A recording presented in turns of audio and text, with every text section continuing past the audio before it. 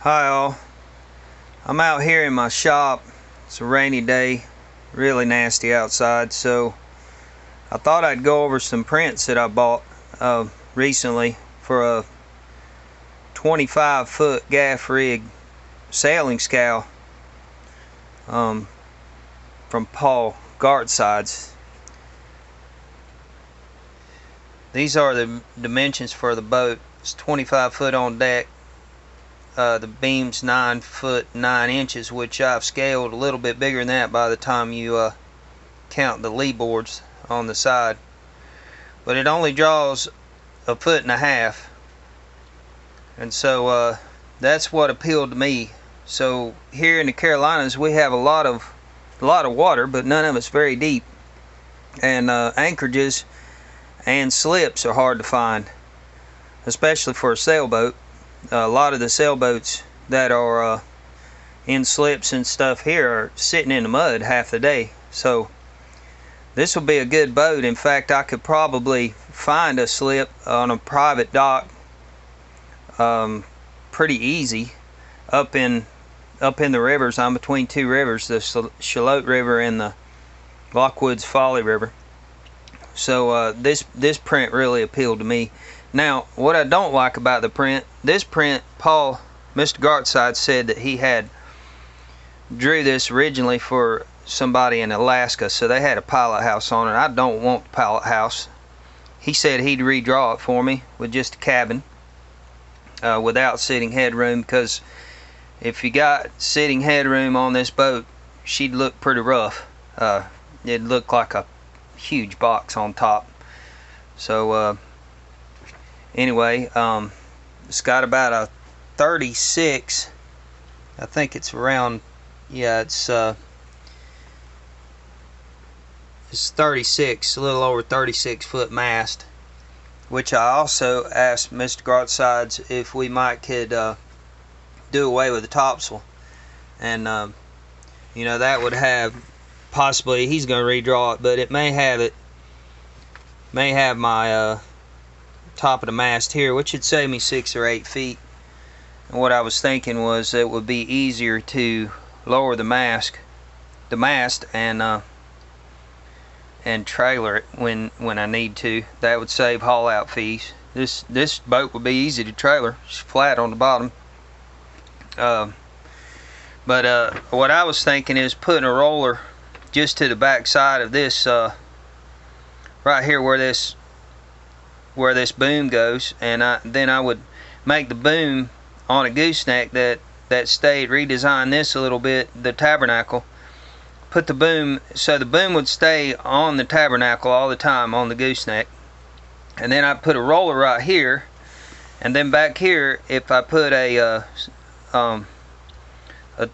tower for solar panels, including a davits for a small dinghy, I could put a roller there too. So when I lowered the mast down, it would come down and sit on this roller, and then I could just pull a pin here, slide the mast forward, and the whole mast would be almost on the boat. You know, I just have a little bit hanging off the back, a little bit off the front. But the simplicity of this plan was something I thought I could do and get done, hopefully in a year. I'm pretty good at starting projects and finishing them, so that's probably what I would do. So I've already got the frames. Here's a good picture, just showing it upside down. This is a picture of the hull, and you can see the hull comes up, it's got a keel, and then it comes up in a bowsprit here. So the frame's built out 2x6s. It looks like 2x6s. He specifies 2 inch by 4.5, but I'll probably do them in 2x6s. May rip an inch off of it to save a little headroom in the top. Might not need it, because it's going to be sitting headroom anyway in this boat. But my thought is to make it a good little local cruiser. You know, I can't live on a boat right now. I'm working. It's got 1x4 stringers, 2x4s in the chines, a little a box keel that would come from back in here, you know, to put, and then it's powered with a little 20 horsepower beta.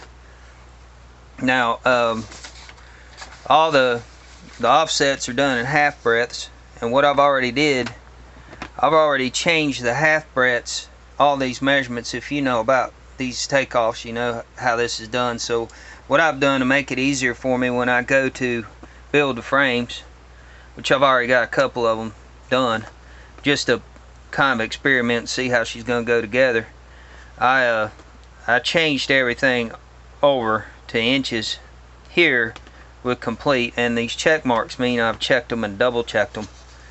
So I've changed the half breadths table offsets over to something I can read a little easier, real quick out there while I'm building the frames. And each one of the frames I've already got measured out. So the boat comes straight up on the, or comes up on the sides with a little flare, and then it tumble home at the top, up at the top. So it's pretty cool. He's designed it super simple. Here's a picture of the tumble home, a little bit of tumble home, I guess what you'd call that. And this is, of course, the pilot house and all, which I'm gonna do away with that and put a deck on it. I mean, put a cabin on it. Here's how it was originally designed. It's got a little pilot house, little berth. I'm probably going to do the mast in a solid mast, laminated southern yellow pine boards. I can go pick. We've got a really good lumber yard here on the coast that has some good southern yellow pine, straight grained. I can get some number ones for that. But it's a little tiller on the back. Of course they've got remote steering all fixed up, hydraulic remote steering. I don't need none of that. I'll just want a tiller. That's it. It's going to be super simple little boat, and I can add on to it as I go. But my goal is get the hull built as quick as possible. Flip her over, and I'm going to paint the hull, get everything done, then flip it over and finish the top sides. So if you guys have any ideas that might could help me through this process, this will be the first big boat I've ever built. It'd be pretty cool, but I'm a carpenter by trade. Actually, I'm a superintendent for a construction company now. I don't work that much anymore like that, but I've got all the tools. I've got everything I need. This is pretty simple. Not a boat builder, but I built a bunch of houses and built the house we live in, and I like to do a lot of carpentry projects. So it's pretty cool. She's wide and short. I mean, I could talk to him about adding, maybe taking this one frame and just building another one exactly like it, move to this position, keep the mast, everything, the lee boards, everything in the same position so it doesn't mess up the balance. But that's what I've done. Now this morning I've been just getting some rough ideas about what this is going to cost me, and I know by doing projects it always costs us twice as much and takes twice as long as you think it ought to, but I'd throw into it and do it pretty, I'd stick with it and get it done. So these are some of the numbers I've come up with. For the deck, the deck's calling for 1/2 inch plywood. I've got 1/2 inch and 3/8 here, so I'm gonna double 1/2 inch for the bottoms, and then because they're calling for 1 inch on the bottom, and that'll take 16 sheets of 1/2 inch plywood. The sides and the top are all 1/2 inch, so I figured about 8 sheets, maybe 1 or 2 more. I'll leave a little contingency money in there for that. 24 sheets of 1/2 inch or 3/8, because that's going to be 3/4 sides, 1 inch bottom. So I double this 3/8 to get 3/4. And the deck is 12 sheets of 1/2 inch ply. Now, this is the frames here. I've got these figured. See, I can salvage so much of this stuff, especially for the laminated deck beams and things, and the cabin beams. I can laminate. I can get yellow pine from work, and we throw away tons of it in a dumpster, so I could get it and rip it and laminate all the for the deck beams and things like that. I mean, a lot of this stuff, the framing stuff, I can get from work. Plywood's harder to come by, so I'll end up having to buy all that plywood. But a lot of this here, you know, because especially the sides of the frames are not very tall, I'll be able to get a whole lot of scrap, you know, off the job. And so I figured $500 or $600. You know, framing ain't where the money is. It's in the plywood and it's in the epoxy. So so this is just to get the boat, just get the bottom kind of dry is all this prices is. But I figured up all this plywood at $1,500. So go ahead and throw in, you know, $200-300 more, so $1,500-$1,800. I figured $500 for the framing. I'll probably stay within that. The epoxy and cloth, I figured about for the cloth, and I figured 54 yards to cover it all. I hope that's right. That's kind of, but about $1,000 in epoxy and cloth, probably maybe a little more. The resin I figured is 6 or 7 gallons. That's $600, and then the other big expense would be the little diesel. Now if I'm gonna fool with a diesel, I'm gonna buy the brand new one. I'm not even gonna fool with it. I'm gonna buy a brand new diesel engine, and I found those Beta engines for $3,500 for a 25. Maybe that's wrong too, but several websites I looked at, they're around that. This was an online diesel engine warehouse place, but anyway, I can install that myself. I'm mechanically inclined now. I'll have the prop shaft, all the plumbing. I don't know, probably run into $5,000, you know, if this number is right. But any of you that's put in a Beta or anything that could, you know, steer me in the right direction on that, or maybe to where once I get the hull done, I trailer the hull somewhere before I put the deck on it and let them install it. I don't know. I gotta look into it and see. I got a Beta 10 price for one of the other sailboats I had, and a 10 or 15 maybe, I don't remember. But for them to do it all done turnkey was about $8,000. And I'm not opposed to that necessarily, but you know, if I can install it myself, if I've got the time. Main thing is, you know, I'm 48 years old. I want to take this boat sailing when I get it done. I've looked and looked and looked at scows for 10 years.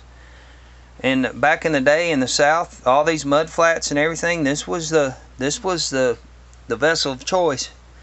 And so I'm going to sail, and I like my sailboats, so this is what I'm thinking.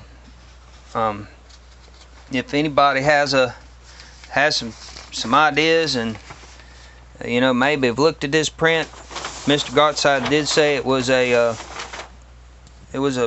big seller. Nobody's built one that he knows yet. But I would like to be the first one to build it. If you've heard of somebody that's built one, let me know. I think it'd be a cool little boat to build, and I think somebody that's never built a big boat could build it. So it's a lot of cool stuff on the print, but I don't guess it's illegal for me to show this print on online. I mean, there's not a whole lot anybody can do with what pictures I've got here, I don't think. But this is a pretty cool boat. If anybody's got any ideas, or I'd appreciate feedback on it. The one thing I didn't figure, which will be another large expense, is this sail plan. If anybody's got any ideas, someone that's good at building traditional sails, you know, reasonably. I was thinking of tan bark